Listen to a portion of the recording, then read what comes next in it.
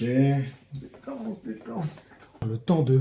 Allez, comme l'a dit un génie, pas de panique, on se calme. Criez viva l'Issalam. Allez, c'est parti pour les débuts sur YouTube. J'ai un peu le trac, oh là là, c'est horrible. Pourquoi je décide de lancer des vidéos sur YouTube? En fait, c'est simplement parce que je trouve que le métier de logo designer est un peu méconnu. En fait, dans les métiers qu'on côtoie un peu au quotidien, on sait globalement ce qu'il faut faire. Quoique, pour certains métiers, j'ai des amis, j'ai toujours pas compris ce qu'ils font. Comme le métier est un petit peu méconnu, j'avais envie de tout simplement partager les coulisses avec vous. On va voir un peu comment se déroule le process de création de logo, du brief jusqu'au rendu final, en passant par les croquis, etc. Et pour cette première vidéo, elle sera placée sous le signe de l'amour. N'hésitez pas à liker la vidéo et à la partager autour de vous, ça fera super plaisir. Merci beaucoup pour votre coup de main. C'est vraiment les phrases de youtubeurs que je déteste. La messe étant dite, on peut commencer.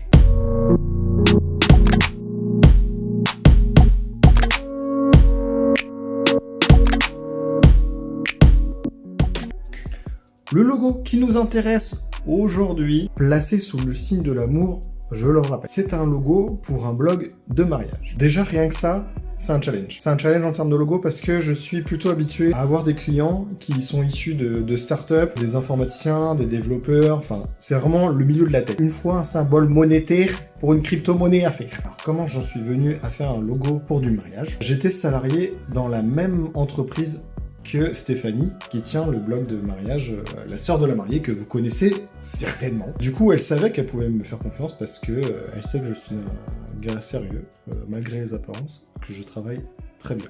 Non, ne riez pas. Et en fait, Stéphanie, ça fait un moment qu'elle réfléchissait à refaire son logo, parce que, en fait, ce qu'elle m'expliquait, c'est qu'elle a tendance à suivre les tendances un peu de mariage, et elle voulait quelque chose de beaucoup plus solide, beaucoup plus durable en termes d'identité visuelle. Et forcément, pour cela, il faut faire appel à un professionnel. Voilà. Je tombais à pic. Alors, ce qui est bien avec Stéphanie, c'est qu'elle avait mûrement réfléchi, on va dire, son brief, parce qu'elle avait eu plusieurs logos qu'elle avait fait avec Canva, etc. Du coup, c'était pas vraiment... Bref. Des fois, les clients, ils ont une idée bien en tête. Oui, mais ça va pas du tout. Donc oui, il faut effectivement faire attention à la cible, sur le marché sur lequel on travaille, etc. Il y a tout un tas de conditions, c'est des chronos, voilà, qu'il faut remplir. La sœur de la mariée, Stéphanie, donc, puisque c'est comme ça qu'elle s'intitule, est venue vers moi avec un brief très clair, très précis, carré. En gros, pour résumer, le brief, c'était qu'elle aimait bien l'aspect signature, ce qui a du sens dans le mariage, puisqu'on signe, voilà. Et elle aimait bien l'aspect floral aussi. Autre chose, c'est comme elle s'appelle Stéphanie, que son blog s'appelle La Sœur de la Mariée, elle voulait que la lettre S soit mis un petit peu en avant. Elle voulait un joli S. Elle voulait surtout éviter d'avoir le monogramme SM pour La Sœur de la Mariée, parce que SM, ça fait... une pratique sexuelle. Eh bien, soit, c'est parti. Petit carnet orange Naruto. Alerte spoiler, alerte spoiler. Il y a quelques pages. Voilà. La sœur de la mariée, ça commence ici. Ah oui, il y a des S, hein. Bah, ça, c'est un concept intéressant sur le mariage. Un S qui forme une alliance. Ça ne sera pas choisi. Avant d'aller plus loin, on va faire un petit timelapse. Et j'explique après.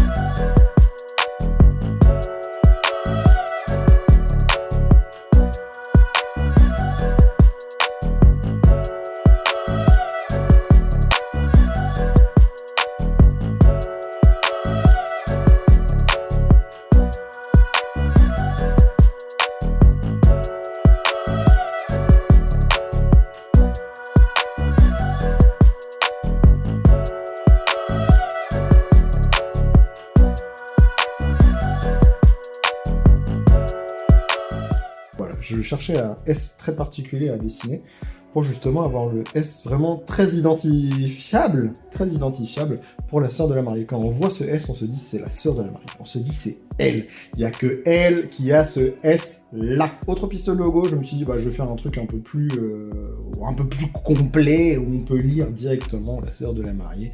Donc vraiment partir sur de la typographie un peu comme ça, hein, comme une signature dans le registre du maire. Et du coup voilà pour les croquis. Alors, il y a une chose qu'il faut que vous compreniez absolument, pour que tout soit clair. Les croquis que je vous ai montrés, je les ai pas faits en 5 minutes. Déjà, rien que ça a pris plusieurs jours. Bah déjà, faut réfléchir à différents concepts. Faut déjà un petit peu dessiner le logo déjà dans sa tête, pour avoir des premières idées de concept. Après, une fois qu'on a les idées, il faut les dessiner. On a une idée, et qui en amène une autre, etc. Et tout ce que je vais vous montrer après, Évidemment que ça prend des jours et ça prend des semaines. Tenez, regardez. Allez, démarre-toi, démarre. Putain, une mise à jour. Qu'est-ce que je disais déjà oui. Du coup, les croquis, ça prend du temps. Et les étapes suivantes, ça prend du temps. Dès que j'ai suffisamment de logos qui peuvent vraiment représenter la marque, quand je sens que j'ai vraiment bien travaillé, je les scanne. Je les fais propres sous Illustrator. Ça encore, ça prend du temps, évidemment. Hein. Et du coup, je présente les concepts aux clients. Comme on le voit ici, ce que j'aime bien faire, c'est que du coup, je fais des moodboards pour expliquer un peu mes intentions créatives globales. Et puis après, j'explique un peu ce que j'ai voulu faire. Avec des images et puis des petits mots. Je présente les croquis qui sont associés au concept. Ici, j'avais trois pistes. La bague, l'écriture des mariés, les néons. Pour la bague, du coup, j'avais ces quelques croquis-là, où le S, on va dire, rappelle une alliance avec, on va dire, la pierre un petit peu au-dessus. Ici, en termes d'écriture, je trouvais que ça faisait un petit peu écho à ce qu'on peut retrouver sur les événements de mariage. Pour le néon, c'est encore un logo typographique. Les gens qui ont ça à leur mariage, ils se mettent bien. À chaque fois, je fais donc clean, les croquis, avec le logo complet, et puis un petit peu en responsive pour qu'on se représente bien ce que ça va donner à l'usage. Parce que c'est pas le tout de présenter un logo et de dire « Bah tiens, regarde, celui-là, il est hyper cool. » Oui, mais pourquoi ? Il est hyper cool parce qu'il est aussi bien reconnaissable en très grand qu'en très petit. Et puis, il peut aussi se composer de différentes façons. Et j'avais une piste bis aussi, moins fan. Là, c'était plus pour le concept que vraiment le logo fini. Parce que tout ça, ce n'est que des premières pistes. C'est une première présentation. Ça ne veut pas dire que ça sera le logo final. C'est vraiment avec des allers-retours qu'on affine, des allers-retours avec le client pour voir ce qu'il en pense, s'il se sent bien avec le logo. Et les logos, c'est un peu comme un vêtement. Faut qu'on puisse les présenter, faut qu'on puisse les porter facilement, faut qu'on puisse être fier et en parler. Expliquer son logo. Mon logo, il représente ceci, il représente cela, il est comme ci, il est comme ça, pour telle raison. J'envoie tout ça aux clientes ici, à Stéphanie, la sœur de la mariée, qui revient vers moi plusieurs jours plus tard. Des fois, ça peut être plusieurs semaines en fonction des clients, hein, en fonction aussi de leur boulot, de leur activité, de leur vie. C'est pour ça que des fois, ça peut prendre des mois. Cela dit, même pendant ces temps où la cliente ou le client ne répond pas, ce n'est pas des temps morts. La réflexion est perpétuelle. Ça fume là-dedans. Ça fume! La réflexion est constante. Même quand je suis sur le point de dormir, même quand je me douche, je suis... Putain, j'aurais dû faire ça comme logo. Ça continue sans cesse, ça gamberge. Et à chaque retour avec le client ou la cliente, en fait, j'ai comme un nouveau mini-brief, on va dire, où on a juste un peu la réflexion du logo, vers quoi ça doit aller, en termes de marché, en termes de cible, etc. Est-ce que ça convient, est-ce que ça convient pas. Après, c'est quelques jours de travail, de croquis, quelques jours de travail, de mise au propre, etc., de réflexion, de choix, de concept. J'envoie à la sœur de la mariée, à Stéphanie, qui quelques jours plus tard me répond. Pendant ce temps-là, moi je continue à converger, bien sûr. Je continue à réfléchir aux pistes, tout ça. Et elle me répond avec de nouveaux éléments. Parce que elle, ça lui a fourni également de l'inspiration de voir ce que j'avais fait. Finalement, elle me dit « J'adore ce que t'as fait, mais il y a moyen de faire d'autres trucs. » Du coup, je pars sur de nouvelles pistes, encore de réflexion, par rapport à ces retours. Et du coup, je reviens avec de nouveaux croquis, etc. Avec plus de S, toujours plus. C'est ça, hein, toujours plus. Encore une fois, je fais des petits... voilà, des trucs propres quand même, hein. Je suis pas un crassou. Où j'explique mes recherches, les croquis, les nouvelles propositions de logo. Alors, il faut savoir une chose, il y a des fois des propositions de logo dont je suis pas vraiment fervent. C'est pas mes goûts qui comptent, c'est même pas le goût de la cliente, en fait, qui compte. C'est vraiment les goûts de sa cible. C'est ce qui va intéresser son marché. Donc en fait, moi, mes propres goûts, je dois les mettre de côté. C'est pour ça que des fois, je fais des choses qui ne me plaisent pas forcément, mais je sais qu'ils vont marcher auprès de la cible, et c'est comme ça qu'un logo va fonctionner. C'est pour ça qu'ici, on retrouve un petit peu symbole infini, soit, bon, pourquoi pas. Ici, le double S, à la fois de Stéphanie et de la sœur de la mariée, avec un petit aspect de monogramme, parfois avec un petit nœud, là, ça crée un lien entre les lettres, un peu comme le mariage, crée un lien. Et c'est là la grande surprise. Stéphanie avait dit « Non, je ne veux pas de monogramme SM, ça porte trop à confusion avec des pratiques secrètes. » Cela dit, j'avais tellement ça en tête, je me suis dit « Il faut que je le fasse. » Vous savez, il y a des fois, vous avez des trucs en tête, il faut le dire, c'est plus fort que vous. Bah là, c'est pareil que les logos. Vous l'avez en tête, il faut le décider, sinon il va pas sortir. C'est pour ça que c'est intéressant de presser, on va dire, le citron, de presser les idées, jusqu'à qu'il n'y ait plus rien, vraiment jusqu'à qu'on soit vidé. Petite proposition un peu florale également. Nouveau concept d'infini, mais celui-là, je le trouve pas trop mal. Là, il y a un petit truc. Pourquoi pas? Pourquoi? Vous avez compris un peu la démarche. Une fois que j'ai travaillé pendant quelques jours sur ces nouveaux concepts, je les envoie à Stéphanie. Stéphanie qui revient vers moi après quelques jours. Et ouais, c'est pour ça qu'un logo, ça prend du temps. Et c'est pour ça que des fois, vous vous dites, mais je comprends pas pourquoi ça coûte cher. Parce que c'est des jours de travail. Des jours, des semaines, des mois. J'envoie ceci à Stéphanie. Elle revient vers moi avec de nouveaux commentaires, de nouveaux avis, de nouvelles inspirations. Elle souhaite quelque chose de plus floral. Et oui, le floral, elle dit tiens, c'est l'aspect qu'elle préfère dans le mariage. Une nouvelle idée lui vient aussi, les cachets de cire qu'on peut mettre au dos des enveloppes pour les sceller. Elle aimerait bien une piste qui aille dans ce sens-là. C'est pour ça qu'un logo peut prendre des jours. On est sur des pistes, on se dit, ça y est, on touche au but. C'est à ce moment-là. Non, et non. Virage à 90 degrés. Et l'important, en fait, c'est pas forcément de se dire « Bah ouais, mais non, attends, je bosse sur ça depuis le début, t'abuses, je vais peut-être pas te reprendre. » Eh ben si, ce qu'il faut, c'est que ça soit vraiment parfait. Un logo, il faut que ça soit vraiment nickel, convienne au marché, à la cible, voilà, à tout un tas de paramètres, parce que ça doit correspondre à 200% à l'entreprise, au projet entrepreneurial, que ce soit un blog ou l'artisanat, ou ce que vous voulez. Parce que c'est ce qui va représenter l'entreprise. Parce qu'un mauvais logo, en fait, ça va donner clairement une mauvaise image, ça va faire fuir le client. Lui, il va se dire, vu la tête qu'a son branding, son identité visuelle, non. Moi, j'y vais pas. Il faut que ça soit vraiment nickel, que ça corresponde à 200%. Donc, faut pas rechigner face à la tâche. Hein. De cette entrefaite, Stéphanie me propose d'aller vers quelque chose d'encore plus végétal. Et peut-être cette nouvelle idée, ah tiens, j'aime bien les cachets de cire qu'on met derrière les enveloppes, on envoie pour les faire pas. Bah tiens, ouais, c'est pas mal à exploiter. À voir, pourquoi pas. Du coup, pour le plus végétal, vous avez remarqué, hein, au début dans le brief, elle a dit, pas SM, c'est mort. Elle a dit, j'adore le SM. Non, elle a pas dit ça comme ça. Du coup, SM. Elle voulait garder son monogramme avec cette idée de le rendre plus végétal. Un peu plus végétal, mais pas trop floral non plus. Parce qu'en fait, ce qu'elle me disait, Stéphanie, c'est qu'elle adore, par exemple, le feuillage de l'eucalyptus. On retrouve beaucoup dans les bouquets de mariage. J'aime bien faire plein de déclinaisons. Donc les clients puissent quand même avoir un aperçu global de ce qui est possible, qu'il y ait une vue d'ensemble sur ce qui peut être fait. Et qu'ils se rendent compte par lui-même que c'est pas toujours une bonne idée. Qu'ils disent pas, et si c'est possible de faire ça? Attends, j'y ai déjà pensé. Et on en vient après ces petits cachets de cire. J'essaie de garder quand même des fois un petit peu l'aspect végétal. Mais voilà, je pense que des fois dans un logo, il faut pas qu'il y ait trop d'éléments. C'est un peu comme un tatouage. Je veux que ça représente ceci, machin, la famille, la mère, la date de naissance de un tel. C'est un bordel. Et surtout, je voudrais que ça tienne là. C'est pas possible. Pareil, un logo, il faut que ça soit tout petit. Je sais pas si vous voyez. C'est tout petit. Un logo, il faut qu'il tienne sur cette taille-là. C'est minuscule. Et du coup, d'autres propositions où j'ai fait un peu jouer les différentes formes de cachet de cire. Parce que c'est assez irrégulier un cachet de cire, donc c'est vrai que trouver la forme parfaite, c'est pas forcément très simple. C'est souvent à l'œil de se dire, tiens, celui-là, je sais pas pourquoi, mais il a un truc. Autant elle aurait pu préférer un hyper régulier, autant elle aurait peut-être préféré un qui bouge dans tous les sens. En soi, dans le concept, ça aurait pas changé grand-chose. L'idée, elle est là. Dans un logo, souvent, ce qui compte, c'est le concept. Et ici, ce que j'aime bien faire aussi, c'est reprendre plein de petites idées ici et là, et puis de les associer, de les combiner pour voir ce qui peut être fait. Quelle combinaison aura le concept le plus profond. Quel concept va représenter le mieux le projet, l'entreprise? Je vais le redire, mais je pense que vous avez compris un peu l'idée. Quelques jours de travail. Ça va devenir un running gag. J'envoie Stéphanie. Stéphanie revient vers moi quelques jours plus tard avec de nouvelles...